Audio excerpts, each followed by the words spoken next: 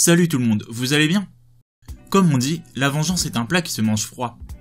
Ce qui est assez ironique vis-à-vis des personnages de la rom-com dont on va parler aujourd'hui. Puisqu'il s'agit des deux premiers tomes de Masamune-kun's Revenge de Hazuki Takeoka et Tive, édité chez Meian. 8 ans après avoir été rejeté et surnommé pied de cochon par Aki Adagaki, Masamune est de retour pour se venger. Méconnaissable grâce à un régime extraordinaire et son nouveau nom de famille, le désormais beau gosse n'a qu'un seul but, faire craquer Aki pour finalement la rejeter de manière la plus jouissive possible. Nom du plan? Dead or Love. Le mènera-t-il à exécution? Au niveau des genres de manga, la comédie romantique est un genre que j'apprécie tout particulièrement.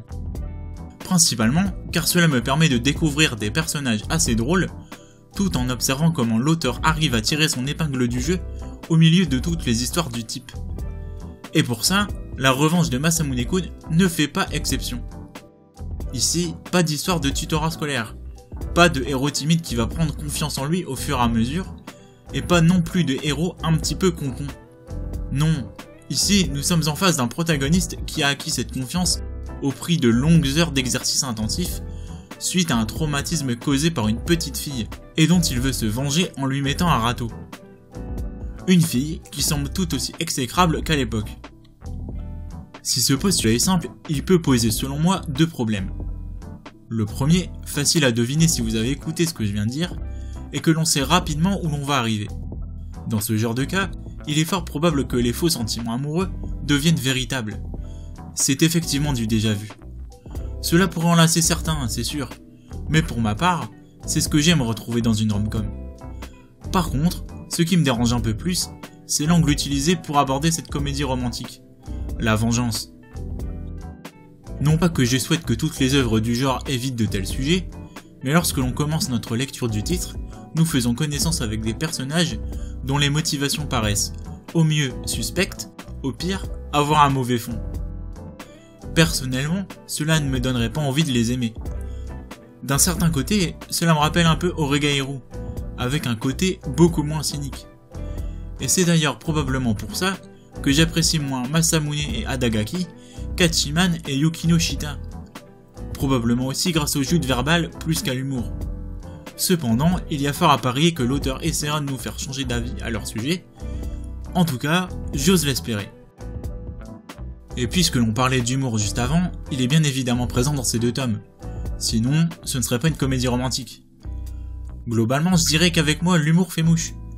J'aime beaucoup le côté nouveau BG de Masamune qui ne capte pas que c'est de lui qu'on parle, mais qui essaie tout de même de faire attention à ne pas être dans des situations embarrassantes. Tout comme j'apprécie le personnage de la Cendrillon, un autre personnage, totalement improbable.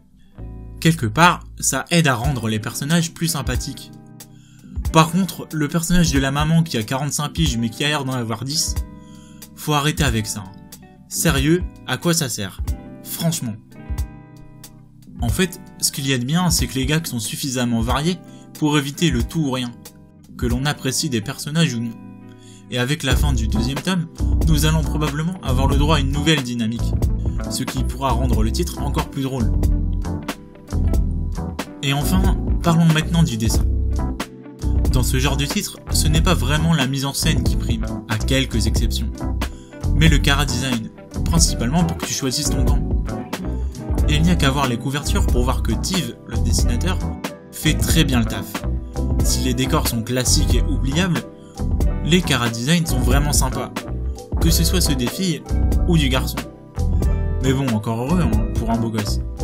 Il y a vraiment de quoi se faire plaisir avec les yeux.